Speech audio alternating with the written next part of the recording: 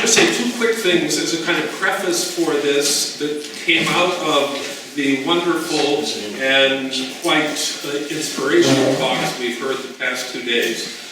I'm not a preservationist, and I'll mention some of that in a minute, in terms of what I am. I wanted to say there are a couple of things. One is the issue here in many ways, and it seems that everybody finally could agree on this, it has to do with telling the story. The proviso I would add to this, and this did come up, but I don't know how we all understand it, telling the story in the case, not all, but of many of these kinds of artists, that is, the artists that do environments or create alternative worlds, they're visionaries. The point being that if you're going to tell the story, you have to start by taking the idea of visionary experience seriously. That it is a real phenomena that has its own set of meanings. If you're going to contend with that and understand the artist and the environment, you better take that seriously. Okay, here we go. And I'm going to try to force myself to read this efficiently, but not too quickly, because then it just becomes a kind of ritualistic exercise in comprehension. Okay, first, let me thank Jason Church and all of the other hosts here, Jordan, obviously, and all of his helpers here in the garden, and all the helpers with the National Association. I appreciate it greatly. I also want to mention something else that I'm going to refer, obviously, to Howard Finster, but I wanted to put in a little bit of a plug here. And the plug is to the late, great, departed Gregory Warmack, better known as Mr. Imagination. And there are several issues, in fact, let's go to the next slide. There are several issues that are worth looking into, especially from the perspective of this group, preservation and conservation. And just to make a connection, as a matter of fact, Mr. Imagination met Howard Finster, actually twice, once in Bethlehem, Pennsylvania, and once here in Somerville, or Kentville in this case, Georgia. Anyway, that's for some other time. As I indicated to you, I want to make it clear to you what I am not. I am not a conservator. I am not a preservationist. I am not an art historian. I am not a museum person, or any other kind of professional art person. Not that any of those vocations are intrinsically evil. I even have some friends that do those things.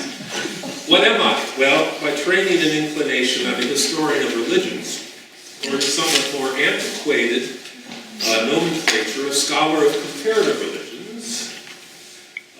Basically, this means that I have a professional interest in the endemic strangeness of the human enterprise, especially as related to its two most conspicuous manifestations of that strangeness: religion and art. Indeed, the twinned, and I can't get into this any better, twinned reality is one powerful reason for my special interest in Howard Finster, and is profoundly strange, and I use strange in the most positive sense. What makes us truly human is the strangeness that is inside each and every one of us. We're just afraid to let it out. Right? That's the difference between Howard Finster and the rest of us. Where was it? One powerful reason for my special interest in Howard Finster is a profoundly strange and provocative mashup of religiosity and aesthetics, ecstatic vision, and artistic creativity as related to his art and life. Indeed, my real concern is for the intrinsically intertwined relation of religion and art. Just called the whole issue of the relation of art and religion. And the next slide. This. I'll leave that on. The possibility or probability from an evolutionary, cognitive, and cultural perspective that these two activities, that is art and religion, are finally the same thing. You have to let that sink in and think about it a little bit. That is a way of seeing more deeply into our material existence, a way of seeing the divine and sacramental thingness of things, and making our lives special and meaningful, sacred, sublime, beautiful, strange, funky, and amazing. Let's see, is this one? least have one. A way of experiencing the world as symbolic, sign, and significant. But that is a matter for another time. I have one other preliminary observation. Thus, the thematic title for these conferences about outsider art and the preservation of art environments is superbly evocative, given the ambiguities associated with the field that has no name, or perhaps really, in this, well, this came up before, too many names. So if we just let this run past you. You don't have to try to read every single one. It's the overall effect. If we see the next one, if we see the next one, we'll pause on that for a while. We all know the litany: folk, popular, intuitive, naive, vernacular, grassroots, art brute, outsider, self-taught, and sometimes visionary, on down to another term that is becoming increasingly popular because it simply capitulates to the divine disorder of this field. This relatively recent catch-as-catch-can label is non-mainstream art. That is, anything outside the parameters of elite, urban, middle class, or official cultural institutions. The next one. Low as opposed to high, raw in distinction to cooked, intuitive, not conceptual, straight from the hand, heart, and gut, not just from the head, primitive, not civilized, strange, not normal, passion, not conformity, sometimes crude, sometimes amazing, and so it goes. What I do want to mention is that the expression divine disorder also necessarily brings up the issue of the primordial chaos of the origins of, or beginnings of everything. Creation myths or visionary cosmogonies in religious traditions, and the divine chaos of image and idea that is at the start of any creative act. Let me only note in this regard that not all cultures affirm the divine priority or duality of a sacred and pure spiritual order over the pathetic chaos of matter. Rather, as seen especially in Chinese Taoist tradition and in the life and art of some non-mainstream visionaries, like medieval alchemists or latter-day outsider evangelical artists like Howard Finster, the real secret of reality is the intrinsic interrelationship of spirit and, quoting Howard Finster, bad and nasty matter. This is the hidden fractal beauty of chaos. This, of course, is a fractal image here. A significant secret that is best revealed through the practice of religious, artistic, and mathematical vision. I refer to, the next one, the manna of matter, which is both a discovery and a construction. Remember, all experience is mediated through cultures, and all meaning that we attribute to what we experience is constructed meaning. It's what Finster might call the God-embedded nature of concrete, garbage, and flesh. Now we move specifically to Howard Finster and his art, especially his environment known as Paradise Garden. Having known the passionate evangelical preacher, itinerant jack of all trades, and amazingly prolific visionary artist Howard Finster for 30-some years, and having spent the last 7 years writing a book about this self-styled stranger from another world, I believe that I've learned something about the divine chaos that creatively links an extraordinary human being with their process of working and their artistic progeny. But please excuse the telegraphic nature of this presentation. Here I can only hint at some of the factors that enmesh Finster with his myth and ritual methods of crafty self-definition and artistic production. And here I refer primarily to his extraordinary environment of redeemed junk and cautionary signage from the Bible and from outer space. Most important is to recognize that Finster, as the backwoods William Blake,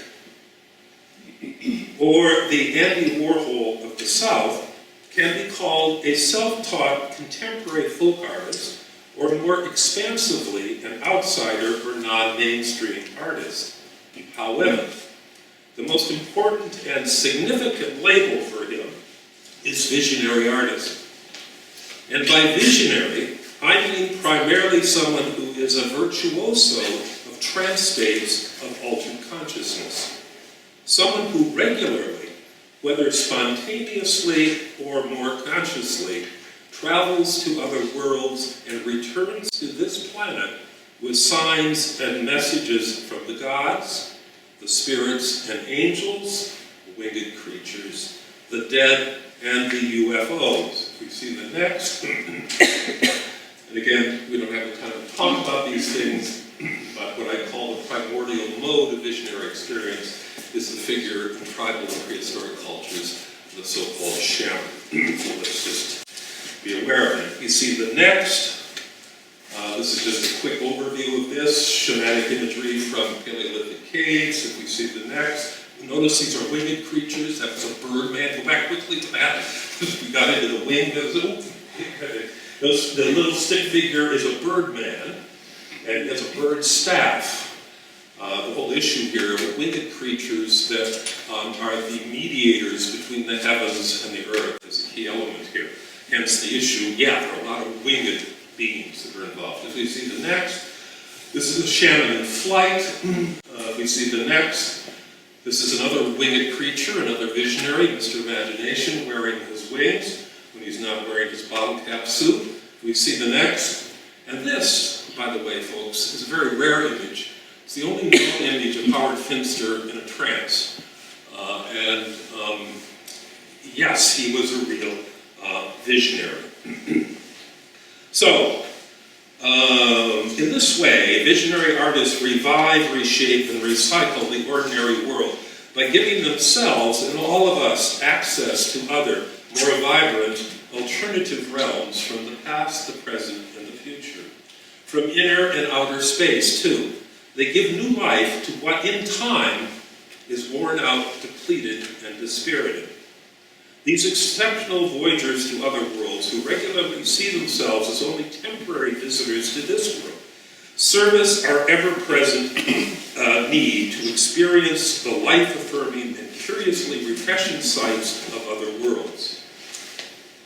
To help us see that there is an amazing otherworldly grace to the most mundane things of this world. These otherworldly explorers are often exceedingly, sometimes crazily, strange and yet oddly familiar.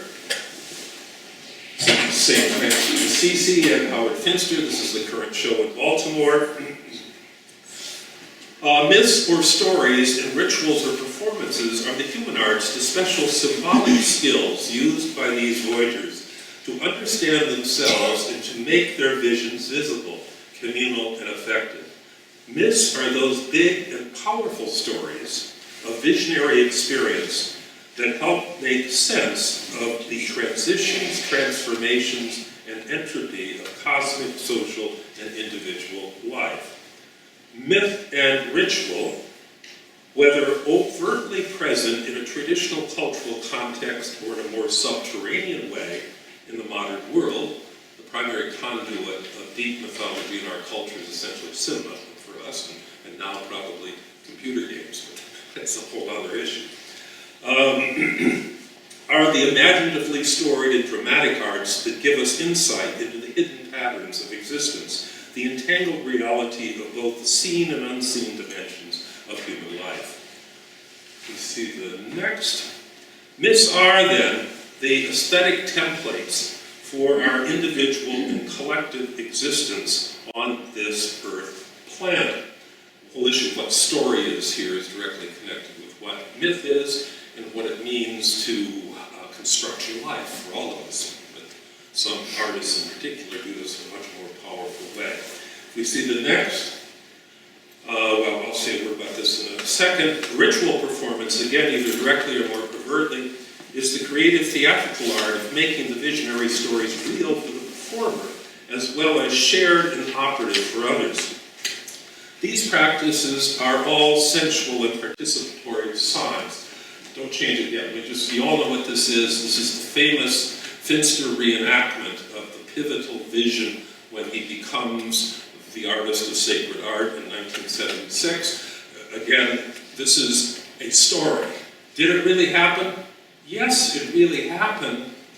Did it really happen in the sense that he tells the story? Well, to some degree, probably, but that's beside the point. The issue is the fact that something happened extraordinary that changed his life. This is what I call the finger face vision. I won't go into it. He sees a face. Some people say it was God. He never calls it God, personally. It's the face that speaks to him and tells him to paint sacred art. And from that point on, he goes into literally a manic, shamanic intensity of visionary experience where he becomes the artist, the sacred artist. These practices are all sensual and participatory signs. If you see the next. Well, this is one thing here. The mythic persona of the mist that he self-constructs about himself.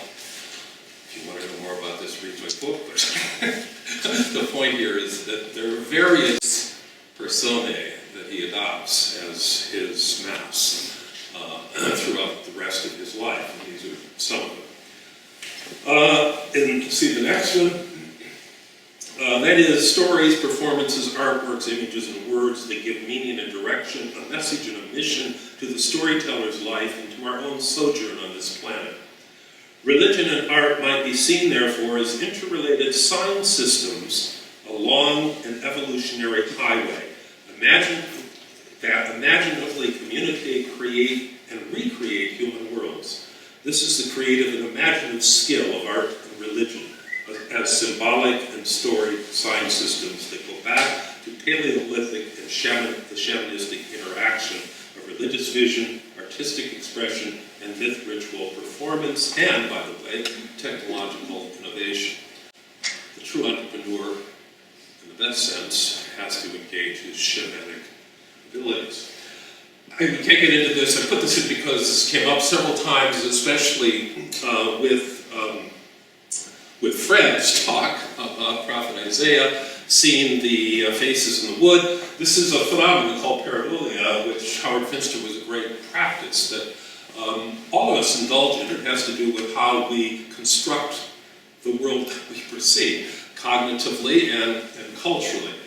And Finster, as I say, was a great master of this. If we see the next, the thing you need to realize if you're going to understand Finster and what this garden represents is, first of all, it's a roadside attraction.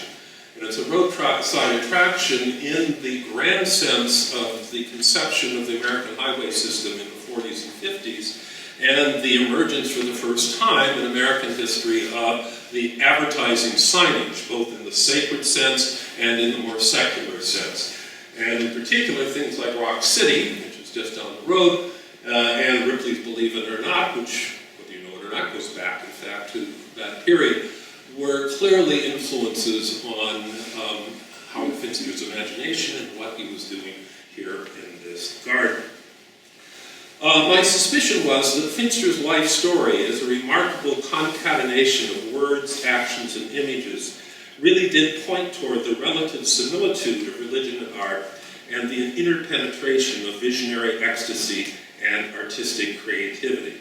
There truly seemed to be a message in all the handmade signs, one that went beyond any literal or fundamentalist evangelical reading of the Bible. You need to realize, yes, he was a Baptist, yes, he was Southern evangelical, he was not a fundamentalist. Which one thing that means is he doesn't interpret the Bible literally, he was a symbolist. And it's very, very important to understand.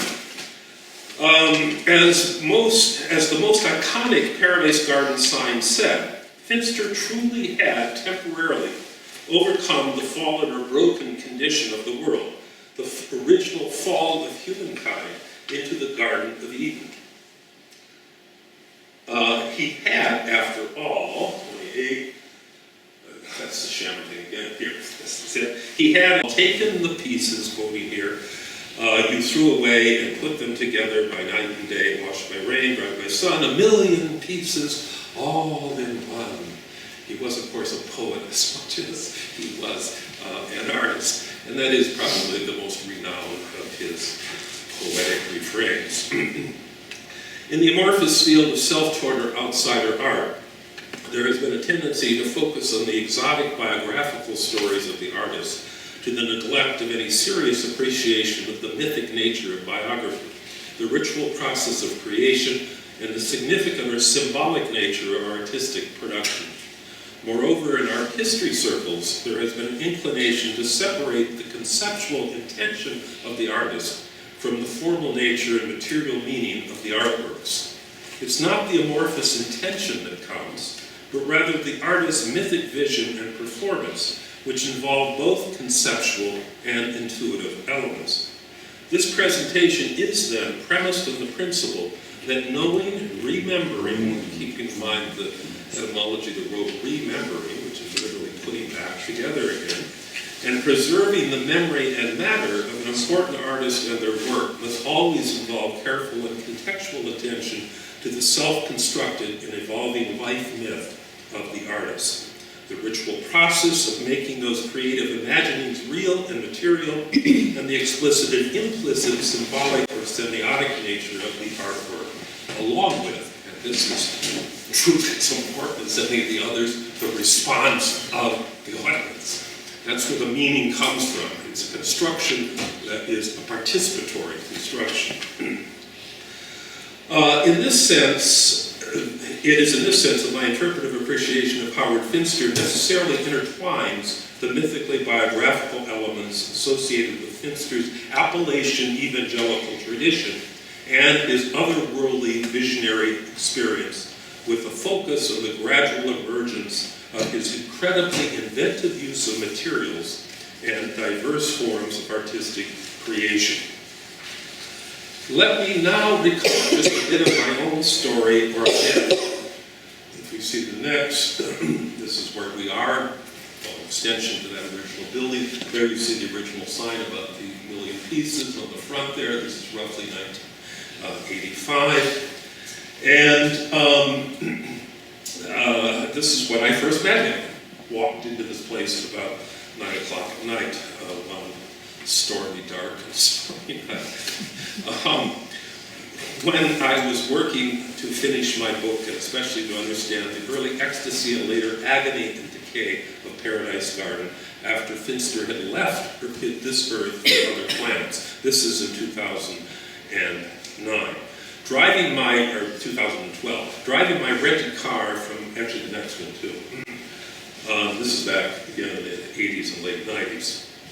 I pulled up at the small peanut butter sandwich house, which was now the office for the new Paradise Garden Foundation. We're now talking 2012. And I was greeted by, next, Jordan Poole, the young executive director of the foundation. Poole had clearly enjoyed his work in the garden and seemed to delight in talking about the philosophical and technical aspects of preservation theory.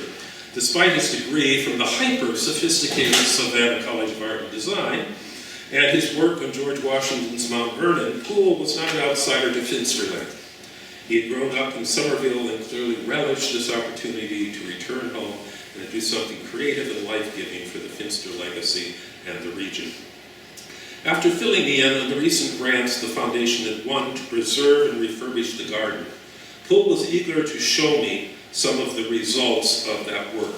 And I'm going to skip, so let's look at the slides here. This is actually a drawing that Jordan did when they started to work on the refurbishment.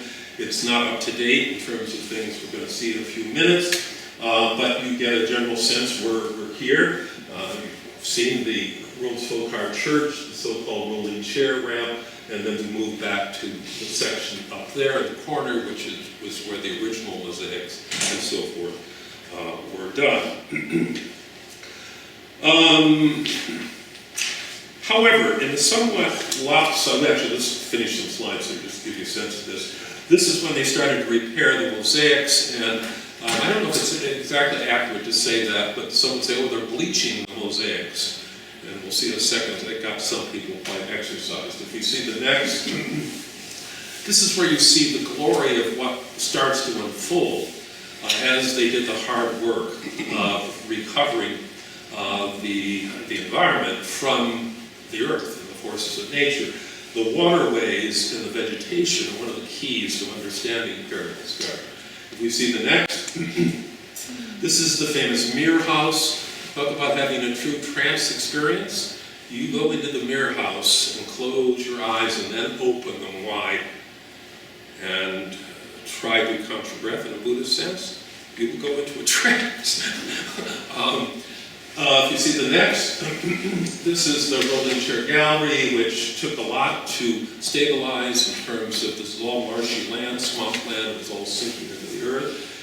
If we see the next, this is inside the Rolling Chair Gallery. What's one of the great themes here? Both the World Folk Art Church and the Rolling Chair Gallery were intended to be the places where the rest of us, who aren't shamans, who aren't visionaries, can let our strangers, our little bit of strangers out into the world and present our work to the world. Howard wanted you to bring artwork and put it in these places. If we see the next, oh, now this is something, I won't go into this. This is something I did when I was inspired back in the 80s. Keith Haring, as the story goes, was inspired by the Lehigh Memorial. But if we go to the next, this, of course, is the World Folk Art Church in its decrepitude, and something that is now being addressed here. So let me see what the next one is, please, Jason. Okay, we'll just leave that up for a second. The lopsided, indicating multi-tiered World Folk Art Church still required attention, and this work is now underway. All of these efforts seemed promising, but as I quickly learned, there were those who were skeptical about the ideology and methodology of those who were undertaking the new preservation effort. Superficially, the issue was whether Finster's intention for the garden were really being preserved. Was the religious evangelical purity of the garden being maintained? Wasn't Paradise Garden a religious theme park of fundamentalist evangelical beliefs and values? And to get picky about it, should the Paradise Garden Foundation be bleaching the embedded concrete mosaics that were some of Finster's first artworks in the garden? The new Paradise Garden Foundation was largely made up of local people who saw the garden not only as an important artistic site honoring Howard Finster and his ecumenical vision of religion and art, but also in the spirit of the World Folk Art Church and the Rolling Chair Gallery, a place for educating all of us, this is a theme in Howard's work, that are hidden men and women, our hidden abilities as creators and artists. Finally, given the importance of community involvement, the Foundation saw their mission of preservation as creatively contributing to the economic development of one of the poorest regions in Georgia. Sadly, this situation has spawned a rancorous dispute. And boy, we could tell you stories. We will not tell you stories now. Between the Paradise Garden Foundation and another group claiming to represent Finster's real intentions. As Finster might say, the snakes had been let loose in the garden. And here it is well to remember my admonition about any purest certainty about knowing an artist's creator's real or true intentions. We're almost done here, and I'm going to end in a few minutes. The truth is that at that twilight moment in 2012 and 2013, feelings about the garden were torn between the hope for renewal and the darker emotions associated with broken promises, natural decay, selfish interest, and human conflict. As the astute Finster collector Thomas Scanlon has said, the problem of bringing the garden back to life and truly honoring Howard Finster is not a matter of simply stabilizing, archiving, and preserving the property in its dispirited condition. The issue is how to bring the garden truly back to some semblance of its previous vibrant life, so that the water, the sap, the blood, and the creative spirit can flow again. The question becomes one of how interpretively to make use of Finster's visionary artistic template, what he called God's blueprint, which always and necessarily allows for some creative chaos and new unexpected growth. How then, while striking a balance between preservation of the past and rehabilitation in relation to the future, does one regenerate some of the original lushness, you see the next, of Finster's garden as an environmental sign and organic symbol of the larger possibilities for the human community. Now, I have another page. I'm not going to read another page because I want to get you guys out into the garden. You know, you can all email me. I'll send you of the whole thing.